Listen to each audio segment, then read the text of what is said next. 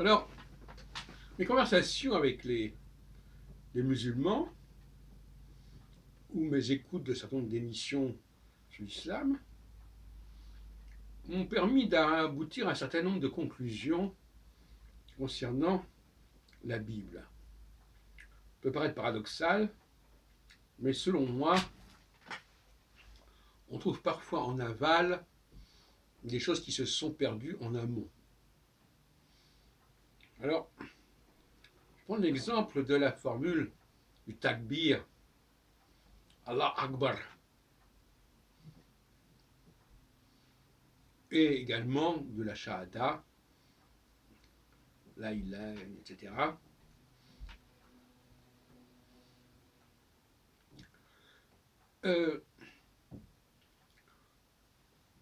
Nous trouvons des parallèles avec l'hébreu Elohim, ou El, qui est donné des prénoms comme Israël, comme Ézéchiel, comme Daniel, etc.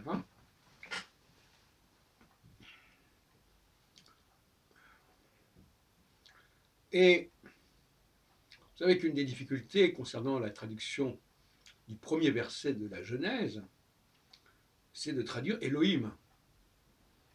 Bereshit bara Elohim et Hashamaim ve'et haaretz.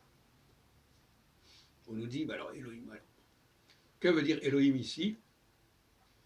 D'autre part, on sait que dans les 10 commandements, il est dit, tu n'aimeras pas d'autre Dieu que moi, Elohim acherim. Voilà donc deux acceptions différentes du mot Elohim. Comment peut-on résoudre le problème? Eh bien justement, par le takbir musulman, Allah Akbar, c'est Allah est le plus grand. C'est un superlatif. Le plus grand des dieux, évidemment. Même si certains musulmans refusent cette traduction, elle va de soi. De même que, d'ailleurs, dans le fameux Shahada, il n'y a pas d'autre Dieu qu'Allah. Autre Dieu, ça veut dire aussi d'autres dieux, justement. Et en fin de compte, ça veut dire tu n'aimeras pas d'autre Dieu que moi. Plutôt qu'il n'y a pas d'autre Dieu que moi. De même que dans le Décalogue, il n'est pas dit qu'il n'y a pas d'autre Dieu, il dit tu n'aimeras pas d'autre Dieu. Donc là aussi, c'est compliqué. Mais revenons à notre point essentiel, à savoir que Elohim n'est pas la forme valable, si vous voulez. Il faudrait plutôt parler du plus grand des dieux. Le plus grand des dieux. Akbar, le plus grand. Autrement dit,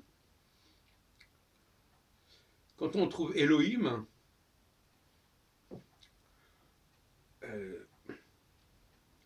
et quand on le trouve, alors on nous dit c'est un singulier qui vaut pour le pluriel ou un pluriel qui vaut pour le singulier. Mais dans le superlatif, c'est ce qui se passe. Le plus grand est un singulier, des dieux est un pluriel. Par conséquent, on trouve la solution. Bereshit bara Elohim. Eh bien, Elohim, c'est pas Elohim, c'est le plus grand des Elohim. Le plus élevé des Elohim. Akbar. Il faudrait trouver un équivalent en hébreu de Akbar. Ça ne me vient pas sur l'esprit, mais c'est Achi Gavoa, Achi Chazak. Mina Elohim. Min, dans le sens de le plus grand des dieux. Et à ce moment-là, on résout le problème de l'opposition entre l'utilisation de Elohim Acherim pour dire les autres dieux et Elohim tout court, qui ne veut rien dire, qui est le raccourci de l'expression le plus grand des Elohim, qu'on retrouve justement dans le takbir, Allah Akbar, le plus grand. Alors là, dans le cas, c'est amusant parce que dans le cas du takbir, on dit le plus grand, mais on ne dit pas de quoi. Et il est évident que ce n'est pas le plus grand des chevaux, c'est le plus grand des dieux. Et dans le cas des Elohim, dans la Bible, on nous parle des Elohim et on ne dit pas le plus grand des Elohim. Donc les deux textes se complètent. Il semble que les Israélites, puisque ce sont eux qui utilisent surtout la formule Elohim, aient désigné leur Dieu comme étant le plus grand des dieux. Ce qui va beaucoup plus loin d'ailleurs que Yahvé, qui se contente d'être le Dieu d'un certain peuple. Donc là, il y a une sorte de rivalité entre le plus grand des dieux et Yahvé. Quand on fait en plus, on met en scène le plus grand des dieux qui crée le ciel et la terre, évidemment, alors là, on dépasse très largement la question des Hébreux. Donc, je crois que j'ai résolu l'équation. Il y a des éléments qui font défaut. Ce n'est pas Bereshit bara Elohim et Hashem Ta'aretz, mais Bereshit bara Akbar, Achi Gadol Mina Elohim, le plus grand des dieux. Et on a supprimé Achi Gadol ou autre expression qu'on voudra. Achi étant l'expression typique d'un superlatif en hébreu, tel que je le connais en tout cas.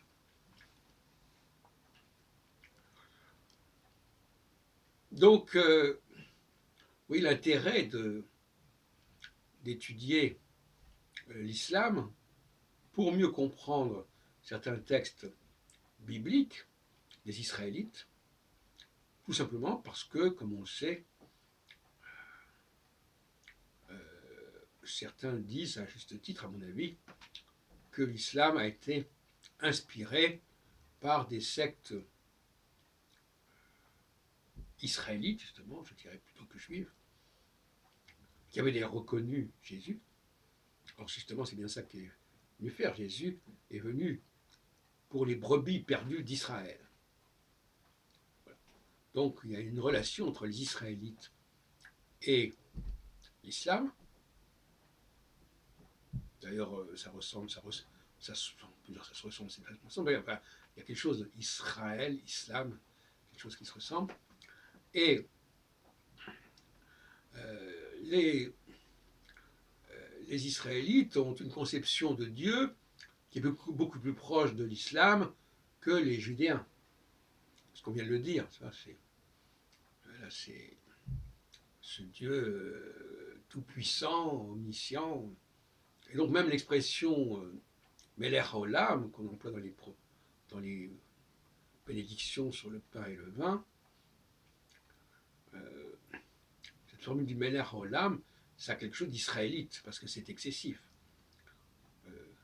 Quand Yahvé se présente à Moïse, il ne dit pas « je suis le roi du monde ».